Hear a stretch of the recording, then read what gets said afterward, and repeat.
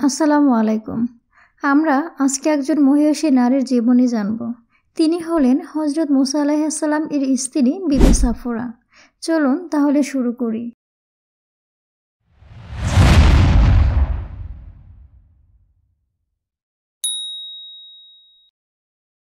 হজরত মুসা আলাইহিস সালাম এর স্ত্রীর নাম ছিল সাফুরা। সাফুরা ছিলেন হজরত শোয়েব আলাইহিস সালাম এর বড় কন্যা। তিনি কিভাবে হজরত মুসা আলাইহিস সালামের স্ত্রী হলেন তার একটি প্রেক্ষাপট ছিল। হজরত মুসা আলাইহিস সালাম মিশরে বসবাস করতেন। মিশরে তখন ফিরআউনের রাজত্ব ছিল। একদিন ফিরআউন গোত্রের এক লোক হজরত মুসা আলাইহিস সালাম এর গোত্রের এক ব্যক্তির উপর অন্যায়ভাবে আক্রমণ করল। মুসা আলাইহিস সালাম এর গোত্রের লোকটা হজরত মুসা আলাইহিস সালামের কাছে সাহায্য চাইল। হজরত মুসা আলাইহিস সালাম তার সাহায্যে এগিয়ে আসলেন এবং ফিরআউনি গোত্রের লোকটাকে শাসনমূলক একটা থাপ্পড় দিলেন। ঘটনাক্রমে সেই থাপ্পড়ে লোকটা মারা গেল। এ খবর চারিদিকে ছড়িয়ে পড়ল। ফিরআউন হজরত মুসা আলাইহিস সালামকে হত্যা করার সিদ্ধান্ত নিল। তখন হজরত মুসা আলাইহিস সালাম আত্মগোপন করে পালিয়ে মিশর থেকে বর্তমান সৌদি আরবের মাদিয়ান এলাকায় চলে গেলেন।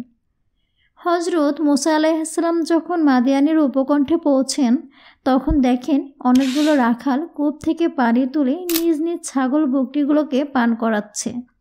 তিনি দেখলেন সেখানে দুইজন মেয়ে পানি পান করানোর জন্য তাদের ছাগলগুলো কূপের দিকে নিয়ে এসেছে এবং তারা সকলের পিছনে অপেক্ষা করছে।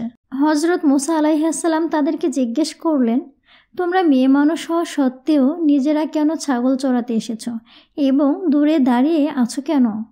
তারা জানালো, আমাদের বাড়িতে কাজ করার মতো কোনো পুরুষ মানুষ নেই, তাই ছাগল চড়াতে আমাদেরকে আসতে হয়, কিন্তু আমরা মেয়ে মানুষ, তাই দূরে অপেক্ষা করছে।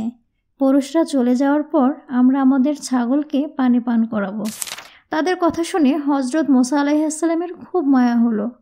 তিনি সঙ্গে সঙ্গে ভিড় ঠেলে নিজ হাতে পানি তুলে তাদের ছাগলগুলোকে পান করিয়ে দিলেন। মেয়ে দুটি বাড়িতে গিয়ে তাদের শ্রদ্ধেয় পিতা বিশিষ্ট নবী হজরত শোয়েব আলাইহিস সালাম এর কাছে পুরো ঘটনাটি বর্ণনা করল।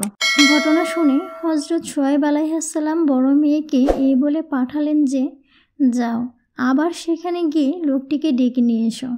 মেয়েটি এসে সলজ্জ কণ্ঠে হজরত মুসা আলাইহিস সালামকে জানালো যে, আমার পিতা হজরত শোয়েব আলাইহিস সালাম আপনাকে যাওয়ার জন্য বলেছেন। হজরত মুসা আলাইহিস সালাম সঙ্গে সঙ্গে রওনা হলেন এবং হজরত শোয়েব আলাইহিস সালামের সাথে সাক্ষাৎ করলেন। হজরত শোয়েব আলাইহিস সালাম মুসা আলাইহিস সালামের ঘটনা শুনে তাকে সর্বপ্রকার সান্ত্বনা দিয়ে বললেন, আমার ইচ্ছা আমার একটি মেয়ে তোমার কাছে বিবাহ দিব, তবে শর্ত হলো 8 বছর অথবা 10 বছর আমার ছাগল চড়াতে হবে। হজরত মুসা আলাইহিস সালাম শর্তে রাজি হয়ে গেলেন। এক সময় বড় মেয়ের সাথে বিবাহ হয়ে গেল। এই মেয়েরই নাম ছিল সাফুরা। বিবাহের পরও হজরত মুসা আলাইহিস সালাম কিছুদিন সেখানে অবস্থান করতে লাগলেন। এরপর একদিন হজরত মুসা আলাইহিস সালাম পুনরায় মিশরে যাওয়ার উদ্দেশ্যে রওনা দিলেন। পথে প্রচণ্ড শীত পড়ল। তুর পাহাড়ের কাছে এলে শীতের প্রচণ্ডতার কারণে আগুনের প্রয়োজন হলো। আগুনের সন্ধানে তিনি এদিক সেদিক দৃষ্টি ফেরাতে থাকলেন। তুর পাহাড়ে আগুন দেখা গেল। তিনি আগুন আনতে গেলেন।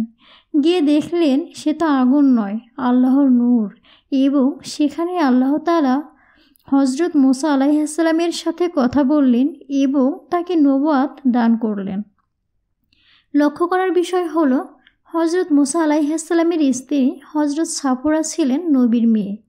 নবীর মেয়ে হওয়া সত্ত্বেও তিনি কত কষ্ট করে ঘরের কাজ করতেন। পুরুষ মানুষ না থাকায় অপারগ হয়ে বকরি পর্যন্ত চড়াতেন। এসব কাজ করতে কোনো লজ্জাবোধ করতেন না, কোনো অহংকার করতেন না। অপরাগ হয়ে যখন পরপুরুষের কাছে নিজের সমস্যার কথা বলেছেন তখনও অত্যন্ত লজ্জা ও বিনয়ের সাথে বলেছেন। সুতরাং ঘরের কাজের ক্ষেত্রে লজ্জা করা অথবা অলসতা করা ঠিক নয়। নিজের কাজ নিজেরই করা ভালো। ভিডিওটি ভালো লাগলে লাইক কমেন্ট করুন।